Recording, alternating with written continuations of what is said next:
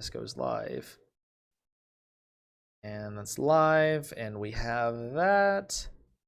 Perfect. You know what? I can just keep this up right here. That's perfect. All right. So, Mr. Michael, welcome back. Thanks, man. Been a long Appreciate you time. having me. What it feels like a long time, even though it's been only like what 3 months, 3 or 4 months.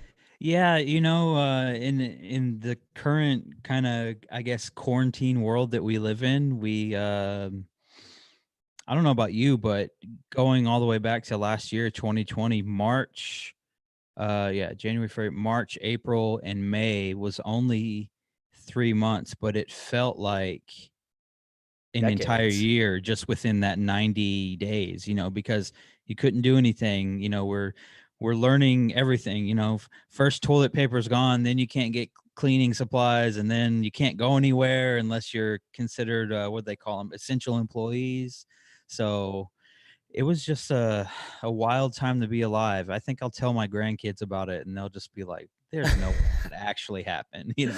So Exaggerate a little bit of details here and there just to make yourself sound cool. yeah, we'll just tell them like we had an apocalyptic 6 months or something. It feels like definitely way longer than 6 months. I mean, because we're approaching about a year now. I mean, because March is coming around the corner. We're almost in February. It feels like what's almost a year has turned into what feels like a decade, pretty much. And not to mention the election on top of that, and a lot of other political events that happened outside of that. It just feels like there was so much that went on, but nothing that went on at the same time. Right. So it's kind of this weird duality of, well, what the heck is going on? Well, it's been crazy, right? Because like if outside of like everything else that's been going on, now you throw in like for sports fans, you can't go to sports, you can't attend sports games. And then like the World Series, for example, was here in Texas. And so they would let like 20% of what maximum capacity was.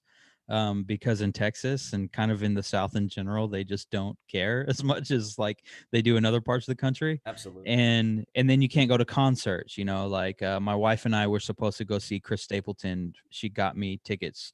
It was Chris Stapleton and Willie Nelson, and then they canceled the concert because of COVID. And I'm like, listen, I don't know how much time Willie Nelson's got left. Okay. Yeah, this is like a once in a lifetime event right here. I'm trying to go see Willie Nelson, but didn't get to go, still haven't gone, don't really know what's going on with those tickets, but we'll figure it out at some point. It's just been a strange year, strange time to be alive for sure. Well, I guess that brings us to I guess your other sort of platform, your other podcast. Do you think that this has something to do with Faith, or I know we're just kind of hopping in the deep end here, but a lot of people, and I'm on TikTok a lot. And the reason why I bring this up, TikTok is a great waste of time. Don't get me wrong. I love TikTok. It's fantastic. Sometimes I make time in my day just to sit down and watch TikTok because it's just a great, people watch TV, right? People watch TV shows, people play games, people read books. TikTok is just kind of my release. I just get on, I enjoy it. There's just something about it. But, hopping on the TikTok trend, there was a lot of conspiracies involving the coronavirus. There was the whole QAnon thing. There was the whole, I don't remember if you remember the monolith. The monoliths that just randomly popped up. It turned out to be like a prank by some YouTubers. But people were like, oh my gosh, aliens are invading. What the heck's going on? We got the coronavirus. The coronavirus is like the sign for the end times. And it's like, oh shoot, this is a lot of terrifying stuff. Like, if you're not careful, you could go down like a deep path. I'd love to hear your thoughts on it. Well, the internet has its own special way of taking you down deep paths, and today with TikTok, I would say that TikTok is kind of like the modern day YouTube, they used to say when YouTube first came out that like, oh, I went to YouTube because I needed to learn how to tie a tie or something like that, right? And then you start clicking on related videos, and next thing you know, 4 hours later, you're watching cats chase laser pointers. You know, you're like, what in the world is going on? So it could take you down that that rabbit hole is what they would call it. But as far as kind of connecting this coronavirus stuff and the politics of it all, and just kind of the current state that our world's in, to a, I guess, a faith portion. um I do two things. Like, okay, so just to preface this whole thing, I'm a Christian. So I've been a Christian since probably my middle school days, and I actively go to church, volunteer in my church, all that type of stuff. um I view the world and the things that happen in the world from two types of like lenses. So if you could put glasses on for each thing, right? And so what I would refer my faith to as like a spiritual lens, like, okay, I view the world and the politics and the coronavirus and all that stuff with a pair of glasses, which is like my spiritual lens. How does this connect to my faith, the things that I believe? Um, and I look at it like, yes, all these bad things have happened. President Joe Biden said at the inauguration that the United States has reached 400,000 COVID-19 related deaths for the year, which is just an insane number to think about. But from a spiritual lens, I look at things and say, maybe, and I have no backing on this. This is just me just kind of thinking out loud. Maybe this is God's way of kind of telling humanity, hey, what if we slow down a little bit? What if we stop judging people based off of who they voted for the president, or judging people based off of their skin color or their economic status, and we start to look at the person like, say I make $250,000 a year, right? And you're a guy that's on the street holding a cardboard sign and you need help. If I would pass you and not judge you in a specific way and approach you in a way that like, hey, there's really not many differences between me and this guy, you know? And so I look at it like maybe God is giving us an opportunity to slow down and realize, how kind of fragile humanity is.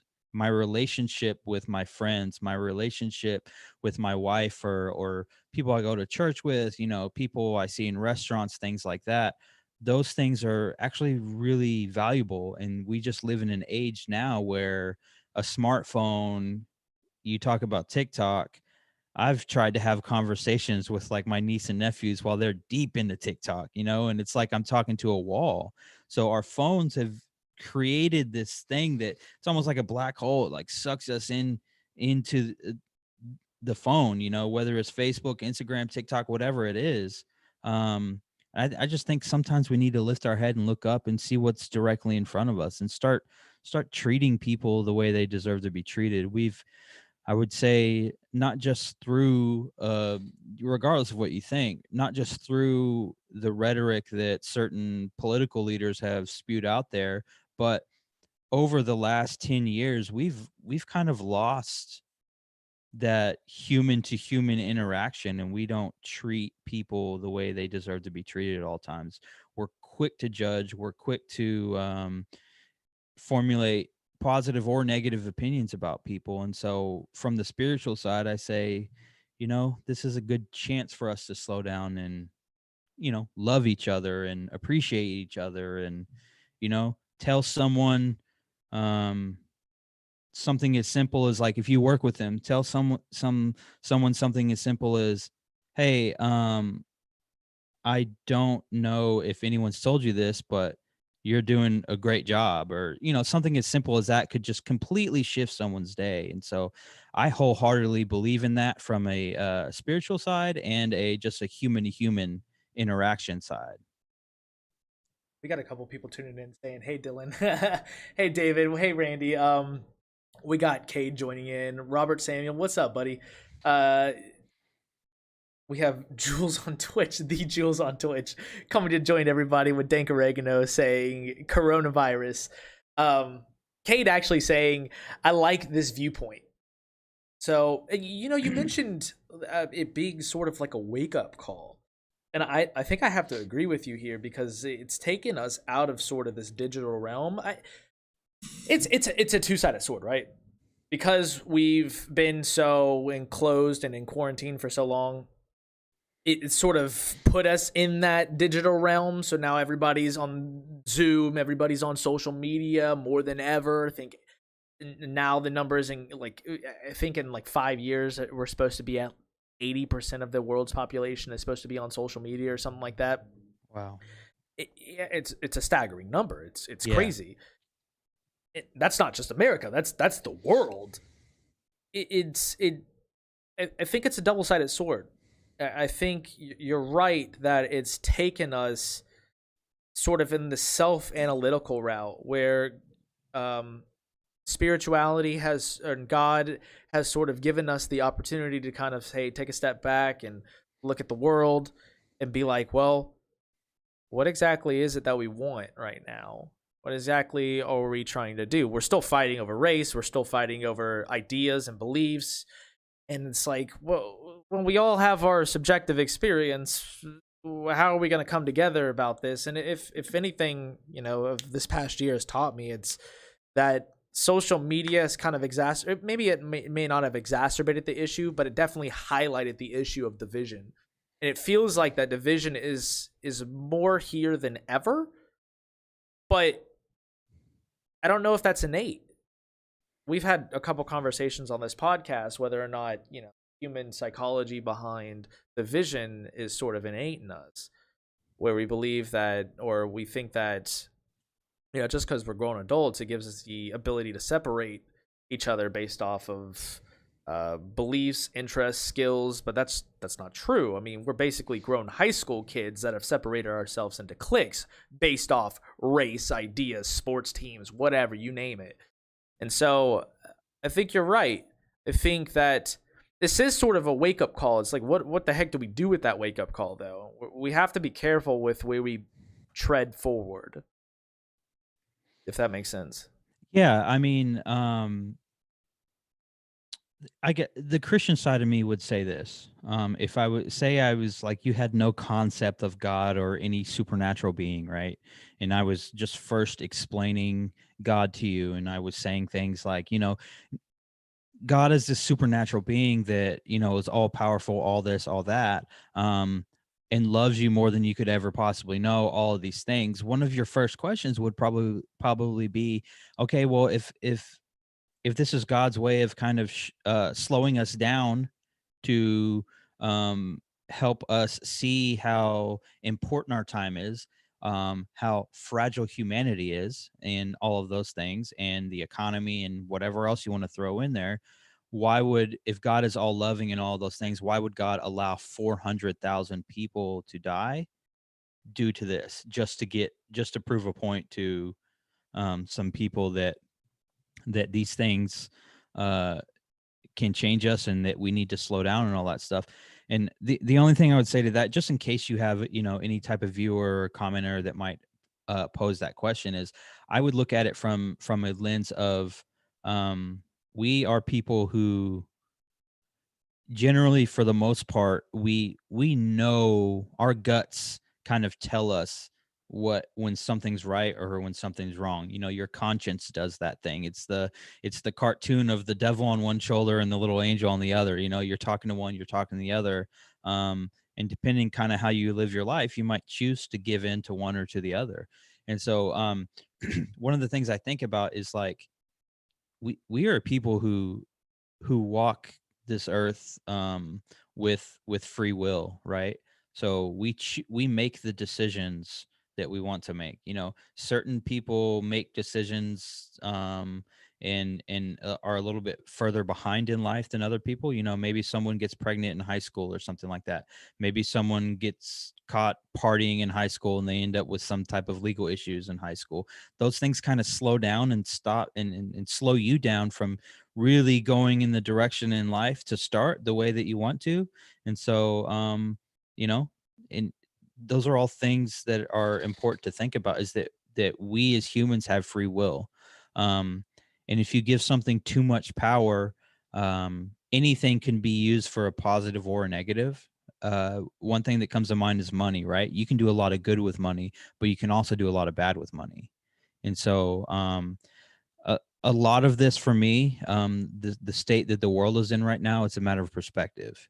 And a lot of times, if you can change your perspective on how you view things, you can see a positive in anything and you can see a negative in anything. And so, um, I think in 2021, as we're just starting this year, we, as human beings, we need to try and change our perspective a little bit to try and see things a little more positive, because we had an entire year after all in 2020 that just was full of negatives. And so I would love to see it go the other direction, because last year was not fun. Right, and I agree with you full heartedly. Um, if so, I'm trying to watch my words here. Um, so when we talk about the perspective, right? And when we talk about, you mentioned how, at the end of the year we had 400,000 people die, right, from the coronavirus alone. And so some people might take that and say that's a bad thing, or it's God's plan or God's will. So the question that I find myself arriving to is, obviously we can say that 400,000 people are bad, or 400,000 people are dying is bad. Sorry, let me rephrase that. Don't want to get canceled. Yeah. 400,000 people dying is bad. In the moral dilemma that we come to, and this is probably the hardest thing to argue right now, especially with this example. It might be easier with a different point, but I'm going to try to do it anyways. Is, who's to say that the relative good or bad of something is not the overall good or bad of something else? Does that make sense? So, for example, we cannot, as human beings, judge the relative good that comes out of a situation because we have a limited understanding of the universe versus the relative bad. I think we could all agree that 400,000 people dying from the coronavirus is bad. And so I don't want to make light of that, and I don't want to say that anybody dying from the coronavirus is a good thing. All I'm saying is, in retrospect to other events that happen, like good or bad, how do we argue and find out what is good and bad? And this is the kind of example that we run into when we talk about Genesis in the first book of the Bible, when we talk about Adam and Eve taking from the tree of knowledge of good and evil, right? We had no awareness of what good and evil was to begin with. And I think that that's the divine knowledge of God. God knows what good and evil is, right? Right. He's the bringer of judgment. God is the only one that's allowed to judge because he knows what true good and evil is. And it was our sin to take from that knowledge of the tree. It was our sin to take from the knowledge of good and evil. So when people talk about, especially in sciences, and this is what I'll hear atheists argue all the time, and they'll argue that God is evil, God is immoral, or something like that. And for me, it says, no, Dell, I did not say 400,000 dead is a good thing. That's not what I said. He's trying to make headlines out of this. Yeah, look at you. Get me canceled, bro. He's trying to set you up right here. Setting me up, man. This man's doped up on Terraflu, and he's trying to set me up. No, so for clarification, that's not what I mean at all. So if someone goes back and reclips this, that's obviously not what I mean. But it's the divine knowledge of God to judge what is good and what is evil. And this is where you get into the politics of, let's say, abortion, for example. Take abortion. We're switching topics just because it's ADD. But so, for example, abortion. it's not our duty to say whether or not it's good or evil. That's God's judgment because he is the true bringer of good and evil. He is the only true judge.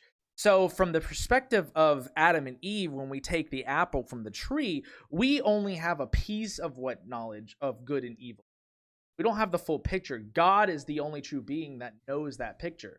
So, when we're talking about things like abortion or other incidences that we may deem as injustice or bad, it's hard for us to say with our limited perspective as humans. So I'd love to hear your thoughts on that. I'm curious. This has been something I've wanted to talk to somebody about, and this seems like a better time than the other to do. So I get what you're saying about perspective, but I would also counter that a little bit because there's two sides to it. Side number one says, well, we can only operate in what you mentioned the universe. We know so little about the universe, right? We can only operate in what our capacity is, and so what our perspective is. If you're a praying man, you can pray to God and say things like, hey, I want to understand more. I want to understand on a deeper level. I want to be able to understand you and kind of like the things that you want for me and for my life, right? And Right. so you can pray those things. And then so you can change your perspective in moments, but you're limited in your with your capacity of understanding, just as far as like as far as how intelligent the human race has become over the years. So I would say if you looked at it and you said, oh, 400,000 people have died this past year because of the coronavirus, right? um at first glance you'd be like, whoa, that's a lot of people, right? um and those are United States deaths. So 400,000 people in the United States have died. That's not overall world. There's if the coronavirus is in a third world country, they have no hope. They're not going to have the medicine and the hospitals and all these different treatments and things that they could go through to kind of help them recover, right? I just Googled a minute ago that the as of 2019, the amount of people on Earth documented is 7.67 billion. So 400,000 in comparison to that 767 billion, you would probably say, that's not really that much. So I think it is about perspective a little bit. Um, and a politician, Dr. Fauci, who his company was the company that came up with the first COVID-19 vaccine. I believe Pfizer is the name of it. They would say things, oh, 4,000 or 400,000 deaths is a lot, but it's not as bad as it could have been. So looking at it with an optimistic lens. And so it is about perspective, but you can shift your perspective to the narrative that you want to that you want to capture. So the narrative for some politicians is they wanted to prove how irresponsible and how serious the Trump administration didn't take COVID-19 when they knew about it early on. And so they'll say, yes, 400,000 deaths for the year is a ton. And it's because of this, this, and this. They'll lay out 10-point plan on how they could have fixed it and gone a different direction. But a guy like Dr. Fauci, I would imagine, would say things like, thank God we were able to expedite this vaccine process, because vaccines usually take way longer than what it took for us in the United States. But we had so much funding and all the focus was on getting the vaccine ready that everything else kind of stood still, paused, or whatever. And so Right. to me, I think you can shift your perspective. I think you can shift your focus. You can like I said, you can point those things in the direction that you want to point them in. I constantly during this process prayed that my family stayed COVID free. And for the most part they did. And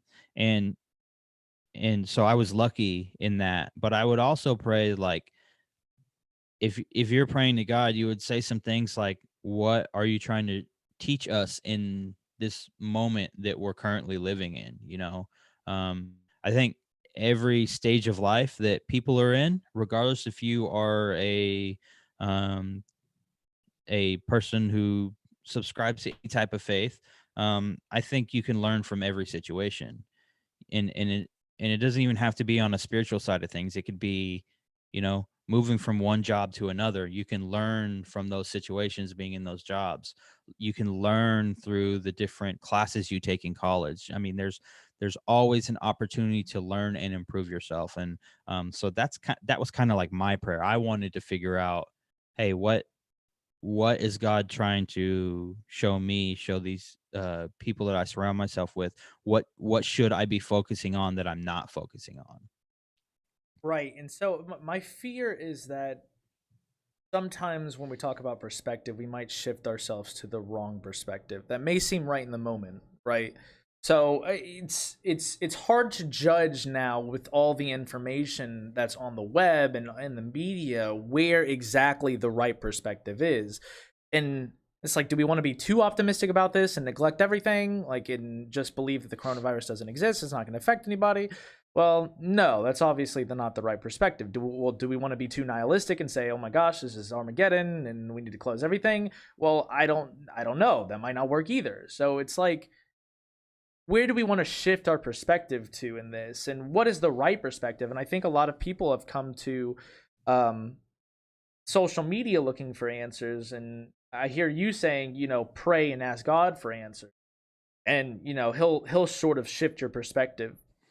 And this is where sort of the nihilistic view comes in for a lot of people, because, or specifically people that don't believe or have a faith-based um, system put in place, is they've directed a lot of their notion towards either mankind or science in an effort to find that that perspective, that direction, where to go. But the issue is there's a lot of perspective out there. I think this is the benefit of religion, and it's the benefit of faith. It's the benefit to be able to discern between which perspective to see. Does that make sense? Yeah, and talking about the nihilistic stuff is like subscribing to any type of faith or religion. I don't think you lose anything, right? Because the Christian religion or faith, whatever you choose to call it, is is is not based on seeing all the time. It's based on belief. And it's based on faith, things that you can't physically grab. We live in a culture today where we need instant access. We need instant satisfaction. Like I click a button, I need to have it right now. Like you could click a button, order something off of Amazon Prime, it could be in your house in like as little as like 8 hours probably. And so that's crazy to think that we live in that type of world now, right? But I don't think there's any damage to a human being by at least attempting or searching after something, a supernatural power, right? I don't think it doesn't do anything to hurt you, right? I've always said growing up, so my grandpa was a church planner. He planted churches all through the Dominican Republic with my dad, as he was growing up, right? So like I come from a background that has preachers or religious people in it. And so my grandpa used to tell me all the time, he would say it's hard to always live the way that you're supposed to live, but there's something to be said for an honest effort. And then he would always pose the question, would you rather die right now knowing that you lived a life that you operated in, basically saying God is alive and you believe in Jesus and all this stuff, and then you die and then nothing happens, you're just a body in the ground, your soul doesn't go anywhere, it just is what it is, right? um Knowing that you're wrong in that moment. because you're like, oh, I believed all this stuff. I live my life a certain way, you know, trying to be a good person, all that type of stuff? Or would you rather live your life denying God, being an atheist, believing that nothing had any meaning to it, any of that stuff, and then dying and finding out you were dead wrong, and now you have to go answer for everything that you've done in your life? So for me, I would choose the first because I say, hey, I believed in God, I prayed, all that stuff, and it nothing materialized. Nothing ever happened. There's no God, there's no religion, there's no faith, there's none of that stuff. But I would at least die knowing that I was a good person and that I tried to treat people the way they deserve to be treated. I tried to love people to the best of my ability, all of those things, right? I really, like, inside of me, outside of religion, I subscribe to that because I would want people to treat me the way that I'm trying to treat them. And Right. I don't want to die and then find out I'm dead wrong. And then I have to go up to, you know, the pearly gates, and the apostle Peter's there, and he's got a book of all my sins, and I got to answer for every single one of them. I don't Right. want any part of that. And so those are just kind of like some of the lessons that my grandparents taught me. And so that's how I try and live. And just to reiterate, I am as well a Christian. I completely believe in the Bible and God. In However, while that's true, there have been valid arguments that I've heard from atheists, valid concerns and points brought up from atheists that I've tried to listen to get a better understanding of, what exactly their point they're coming from. And they do make valid claims sometimes. And they make valid claims and such that, if there is evil and sickness in the world, then where does that come from? Why is it allowed? And I know my mom's in the chat, and she says God is showing mercy to the world. One must remember death is inevitable. It is a matter of where you are going. God did not create this evil. And so a lot of the question is, why does God not intervene in some of these evils, right? Why does God not intervene in some of these injustices? And that's why I brought up the matter of what our knowledge is on good and evil. What is our knowledge of perspective and God being the judge? There is a lot of valid concerns when you talk about atheists, and atheists require proof, tangible proof. And so when they talk, what I hear them saying is the notion that if God were real, why does he not show himself? Why is he not here? Like, why is he not talking as much as he used to in the Bible, or other things such as the existence of evil? Why does he not stop? Why does he not prevent a child from suffering?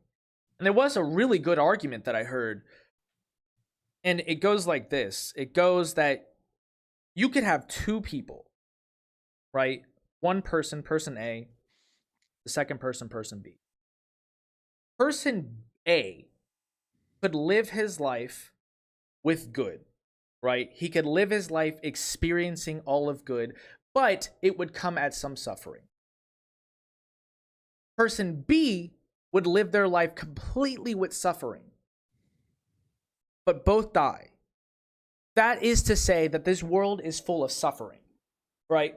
That's the notion of sin being in the world. This world is full of suffering.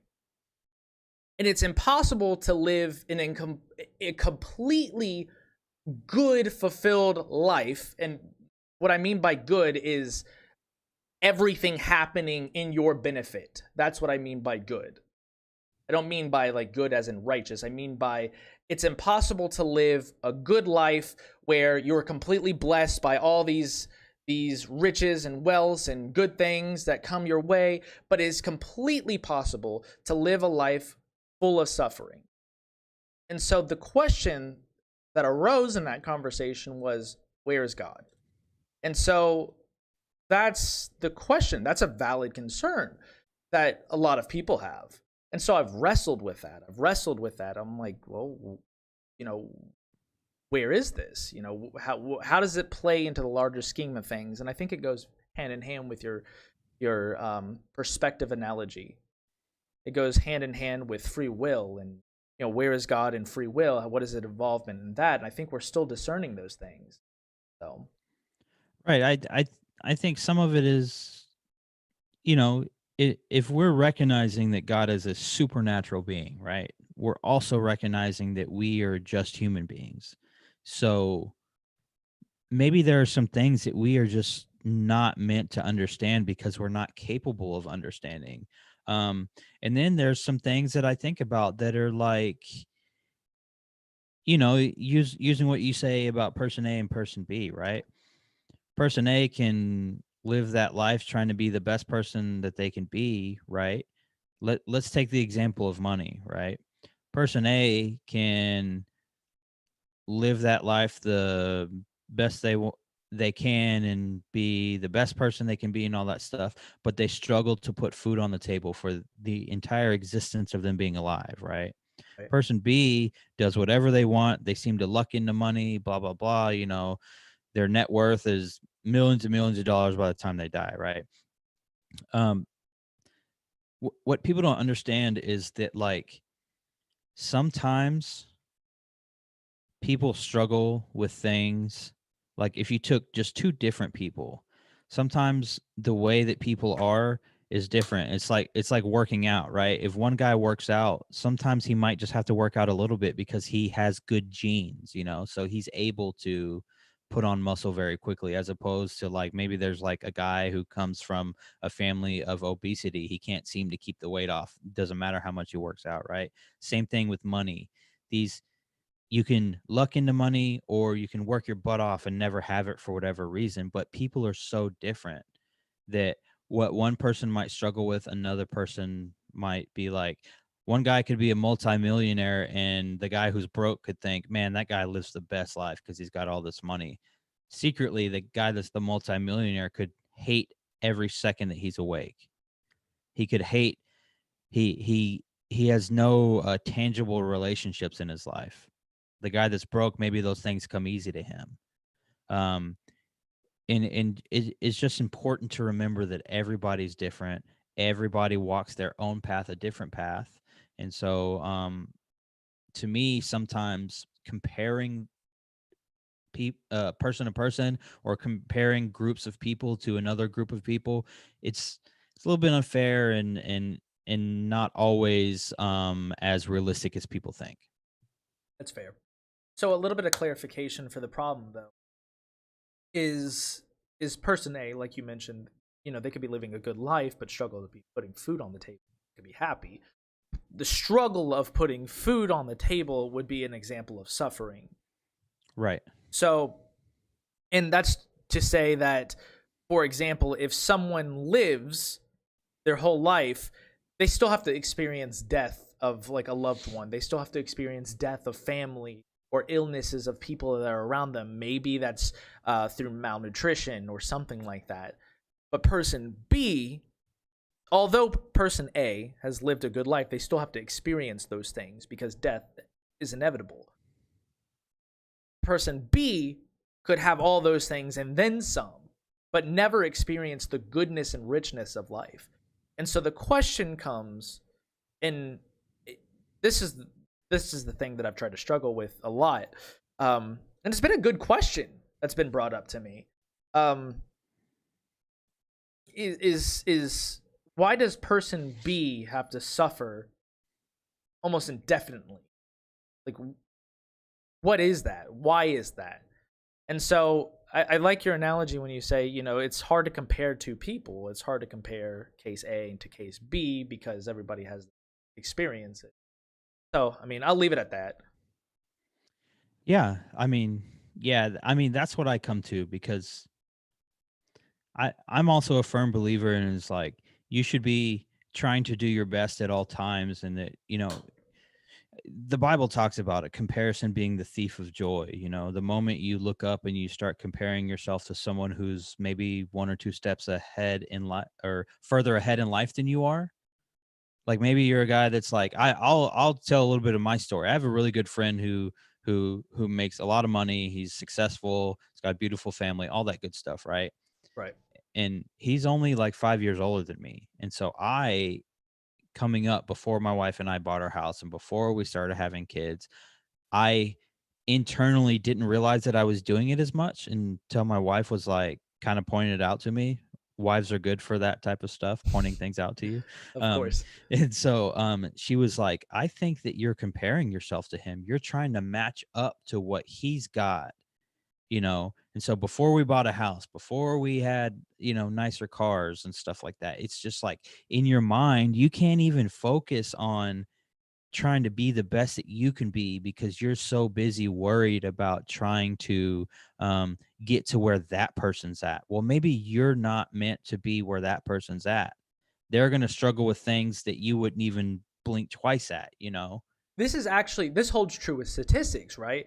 Because if you take a sample and measure the relative happiness from, like, say, a poor country where everybody in the country is poor, you have a higher level of happiness in that country because the relative level of wealth is less distributed throughout the country. But if you take a sample of happiness where the poverty level is extreme, for example, then you have a larger dissatisfaction. And scientists and researchers attribute this a lot to the fact that you know that there's a discrepancy. You know that there's some sort of comparison aspect that humans just inevitably do. People just gravitate towards comparison. So that's very true, and it holds true in statistics that when we have something that we deem as it could be true or false. We could deem it as true or false, whether it is a perceived, let's call it that, a perceived difference in something that I want compared to what I have. There is a level of dissatisfaction that we sort of compare to. And so that's why it's weird when you take populations and you say, hey, well, this country has a lower GDP and, you know, the relative wealth distribution is a lot closer, but they're you know, they're not as wealthy of a nation, but everybody seems to be happy. Now, why is that? Is it because people are happy with less? It doesn't seem like it. It seems as though they don't have like a proper comparison, because when people deem a comparison as an injustice or a perceived comparison of what someone else has versus what they have, it sorts to translate out into that unhappiness aspect. So it's really interesting that you bring that up. Yeah. I mean, I just, like I said, the Bible talks about comparison being the thief of joy. So I try not to compare myself to someone who's further ahead or to someone who's further behind, you know? Yeah. Just because it could steal your joy either way. And so it's important to be thankful for where you're at, while at the same time be thankful for where you're going. Absolutely. My mom says, as an advocate for Christ, I have to say regarding the topic on God the Father and His Son Jesus. However, I was driving and just pulled over. I think she's typing out a paragraph for me. Moms are usually good for that. Absolutely. Perceived injustice is the worst. Absolutely. DJ says, present, just got off work listening, whole drive home. Love you, DJ. Appreciate it, buddy. Dylan blames atheists for COVID. You were just creating headlines tonight, man. Yeah. Gotta get me canceled. Absolutely not. Like, I've always found it interesting. I love talking to people that believe the same thing that I do and don't believe the same thing that I do, because I always find new ways to learn from what people are saying. And that's why I fear today, in the age of social media, or highlighting the division in the country, the division of ideas. I'm scared that people are going to lose that ability. I am. Yeah, the thing that's frustrating to me, specifically within politics, is that for some reason there's this idea that you have to be um, all the way one way or all the way the other. Like you have to run for some party and only be involved with that party and believe everything that that party believes. And to me, that's a little bit of nonsense, because the world isn't just black or just white. There's diversity all over the place. There's all these things all over the place. And so um I think over the last, like I said, probably over the last 10 years, the world has done a good job at highlighting a lot of the diversity, and also highlighting a lot of the distrust, the dysfunction, the lies, the division, all of that stuff. And so, um, like I said, I hope that 2021 is going in the opposite direction of where we've been for the last several years. And I hope you're right. I absolutely do. We are our own worst enemy. Tell your truth at the risk of cancellation. Be like Jesus. Absolutely, Dell. Um, and one of my biggest fears is that once we're done with the separation of nonsensical things, like we're still on separating people based on race, and that's just absolutely ridiculous to me. Like 2020, guys, like come on, we're past this. I think the next step in the evolution of separation is the ideas of thought, the separation of thought. I think that that's just the next natural progression. I think humans are innate. They're innately driven to separate ourselves into groups. Whether that's, again, I think we've covered this before, based off football teams. This is probably the prime example. Sports teams is a prime example of this. You're a Seattle Seahawks fan, I can see. Yes. So, who are the Seattle Seahawks fans' rivals? The 49ers. We hate. I mean, they weren't very good last year, but they have been. Go ahead, talk as much crap as you want. Yeah. This is a safe space. I mean, it's not because of their inability. The injury bug hit them. But the Seahawks fans. I mean, so the NFL is different, right? Because it's all about divisions. You belong to the NFC, AFC, and then you have your North, South, East, West conference. So depending on which conference you fall into, Seahawks are in the NFC West. So we're in that conference with the Arizona Cardinals, the now Los Angeles Rams, and the 49ers. So there's 4 teams. We all hate each other equally. Can't stand each other. At the end of the day, when you draw the lines, we all hate each other. We all want to beat each other, and that's the only thing that we care about. And that's divisions across the NFL. It doesn't matter. And so 49ers are probably number 1 for Seattle. Right. So again, this is obviously like a child's example of creating division with division of thought. We're just using the analogy of sports teams. It's definitely a lot more emphasized when you go over to Europe and you talk about soccer teams, because they'll freaking riot if their team loses. It's like, well, I mean, this is... What's up, Sammy? Subscribed to Tier 1 for 5 months? Heck yeah, dude. Love you, Sammy. Appreciate it. But when you talk about division in sports teams, it kind of highlights the aspect that we're talking about, right? The division of thought. The natural predication that humans just divide ourselves based off labels. So, for example, if I'm Seattle, I'm a Falcons fan, even though we lose, we're bad.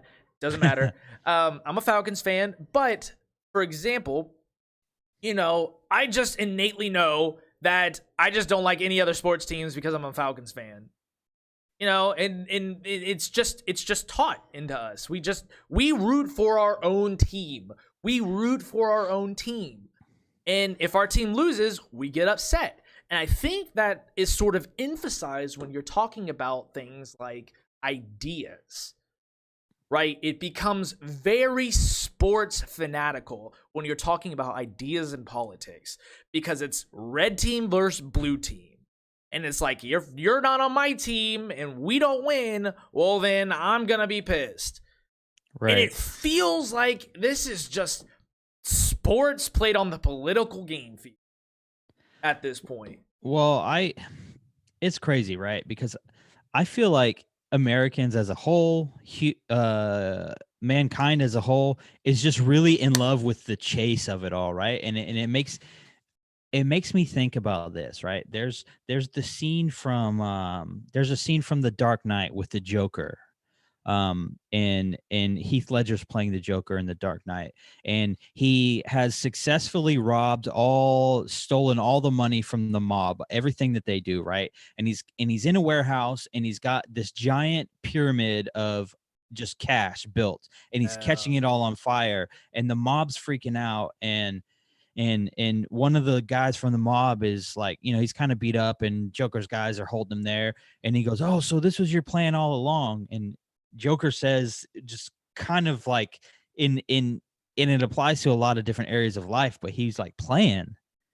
I don't have a plan. I'm like a dog that barks at a car and eventually chases the car. I'll chase the car forever, but what would I do if I actually caught it? I have no idea. I don't have a plan," right? And so that's kind of like us. Like, we have been operating in this division. I mean, if you want to go back to like the days of the Civil War, the days of slavery, even going back further before the existence of the United States of America, going back to Spain or to England or to other African countries and stuff like that, slavery has always existed, right? And so it's existed in every point in time. So if we ever get to a point where we're no longer chasing after the other person who looks different than us, or after the other person who votes different than us, I don't know if we as mankind or we as people would even know what to do. Kind of like the Joker saying, "I don't know what I would do as the dog if I actually caught the car. I have no idea." And so I think that's kind of where like mankind is also. We don't know what we would do if one day we woke up and we were like, "Oh, we have no desire to judge that person based off of what car they drive or who they voted for, or what political sign they have stabbed in their front yard." So that's an interesting topic to me, because it's like, what would we actually do? Right. Well, that does bring up a good point. It's like we're all searching for that end all be all, but we just don't know what it is, or even if we get there, we're like, well, what would we do if we got there?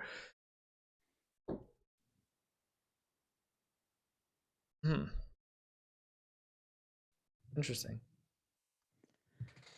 Yeah, crazy to think about. Dell says, as long as they don't burn down a Target, I'm good. Yeah. Right. Oh my goodness, Dell, you cracked me up, man. You trying to get me canceled tonight?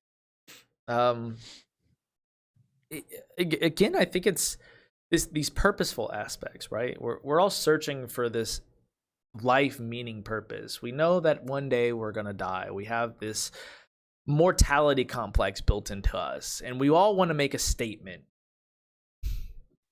This is very prevalent. Very prevalent in a lot of divisions across any span of topics. So, for example, one of the reasons why I created the podcast is because, I want to be able to, I only have strength to be sarcastic. I love you, Dell. I wanted to leave my mark somehow. I wanted to be able to say, hey, well, this is what I want to do. I want to make a difference in the world somehow, some way, because I know when I die, I'm going to have to leave an imprint somehow for myself to live on. And I think that we're all sort of in that phase, but we're latching on to anything and everything that'll get us there. I think that we're wrestling with our mortality, and this is where religion comes in, is it kind of gives us that peace of mind. But as the world expands into the scientific endeavor, the universe is expanding, technology is expanding, we're becoming more increasingly nihilistic as we proclaim that God is dead. This was Nietzsche's famous claim that said, right, God is dead. This is what Nietzsche said. He said, as we proclaim God is dead, that is when society will begin to go insane. Yeah. And so Nietzsche was an atheist, right? He didn't believe in God, but he understood the importance of God. And so that's why I respect his philosophy. And if anybody has a chance to read Beyond Good and Evil, it is boring, but if you get through it, there's a lot of knowledge in there. Right. There's a lot of wisdom in there, and he talks about the importance of religion as it pertains to the human psyche, and as it pertains to, our ideas on our purpose as a civilization. And he says that, the moment we begin to proclaim that God is dead is the moment that we will go insane, because we have now lost our purpose. We've lost the arrow that has guided us for years, because before we had the Bible and God to guide us. This is the sediment, this is the foundation that guides Christianity, and this is why in Christianity you tend to find happiness levels are happier. Christians tend to be a little bit more satisfied with life because of the aspects that they place their faith in God. They place their faith in their religion, and they place their faith in the aspects that their purpose is embedded in God's purpose. And that is peace in itself. And this is why, again, so going back to Nietzsche's claim that God is dead, we've lost that purpose, lost that arrow. And so as the world becomes nihilistic, we raise that fist, say that God is dead, we're scrambling. We're scrambling for whatever we can grab. And I think that that's true in a lot of the incidences that are going on in 2020 and everything that's going on with political movements and polarizations. And I think that people are looking for that purpose. So this is the benefit of religion. And, I know I'm rambling at this point, but a lot of people will claim, well, what about all the atrocities that religion has created? And I'm like, well, I get frustrated when people say that, because if I was like, I'm going to go beat up this guy for Target, I'm going to beat up this guy in the name of Target. Just saying Target, because Dell brought that up earlier. You wouldn't be like, it's Target's fault, right? You wouldn't say, well, Target is the responsible party for why I beat this guy up or committed an atrocity. If I committed an atrocity in the name of something, it's not that something's responsibility to take responsibility for my actions. I just did it in the name of that.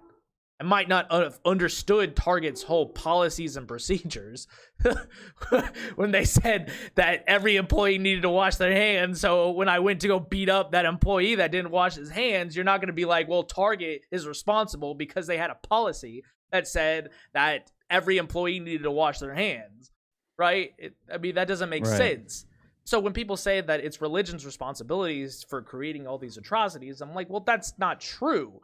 You can commit atrocities in the name of something without it being tied to it. So, yeah, I think people are just always looking for something to blame. In today's world, it's like, oh, we can blame President Trump, or, oh, we can blame the Democrats, whatever it is. There's someone always has to take the blame for something. And so when a team loses a Super Bowl, oh, we need the player to blame. Who's the guy who played the worst? So we're going to blame him. And so that's just, I think that's the world we live in now. Unfortunately, we used to be a nation of, I think I mentioned this last time I was on. We used to be a nation that was considered Judeo-Christian, which had its foundation was built on kind of some Christian morals and Christian